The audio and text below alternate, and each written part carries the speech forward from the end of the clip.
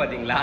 இப்படி சேர்ந்து இவங்க வந்து ஊழல் பண்றதுக்கு ஊழல் குற்றவாளி கூட சேர்ந்து ஆட்சி அமைக்க போறாங்களாம். இவரு திமுக வந்து ஊழல் குற்றவாளின்னு சொல்றாராம். நிரூபிக்கப்படாத குற்றம்ங்கிறது கூட இவங்களுக்கு தெரியல. அடிப்படை அரசியல் அறிவே இவங்களுக்கு இல்ல. இவங்களை வச்சுக்கிட்டு எப்படி ஆட்சி அமைச்சு இவங்க ஏதோ ஒரு கூட்டத்தை காட்டுறதுனால ஜெயிச்சிடலாம் நம்புறாங்க. ஆனா அதெல்லாம் கிடையாது. கூட்டத்தை காட்டினா ஜெயிக்கிற மாதிரி இருந்தா நிறைய உதாரணம் சொல்லியிருக்காங்க. கேரளால ஒரு கூட்டம் கூட கூடுனுச்சு. ஒரு நடிகை ஒருத்தவங்களுக்கு கூட்டம் கூடி இருக்கு. அவங்க கூட சிஎம் ஆகலாம் போல இருக்கு கேரளால. அப்படிப்பட்ட அரசியல் இது கிடையாது. இவரு இந்த கரூர் சம்பவத்துல கூட இப்ப ரீசெண்டா இவ்வளவு நாள் விட்டு கரூர் மக்களை பார்க்க, அந்த பாதிக்கப்பட்ட மக்களை பார்க்க வராரு. அப்ப சொல்றாரு, அவர் நிறைய ரூல்ஸ் அண்ட் ரெகுலேஷன்ஸ் தன்னை பாதுகாத்துக்கிறதுக்காக போடுறாரு. அந்த ரூல்ஸ் அண்ட் ரெகுலேஷன்ஸ் பாத்தீங்கன்னா என்னன்னா, காவல்துறைக்கு இவர் ஆணையிடுற மாதிரி இருக்கு.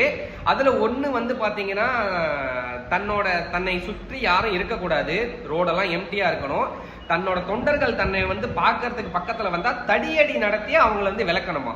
இது அப்போ வந்து சிஎம் சார் என்ன வேணாலும் பண்ணுங்க, என்னோட ஆட்கள் மேல கை வைக்காதீங்க அப்படின்னு சொல்லிட்டு இப்ப அவரே தன்னோட ஆட்களுக்கு மேல தடியடி நடத்துங்க அப்படின்னு சொல்லி போலீஸ்காரங்களுக்கு உத்தரவு பிறப்பிச்சிருக்காரு.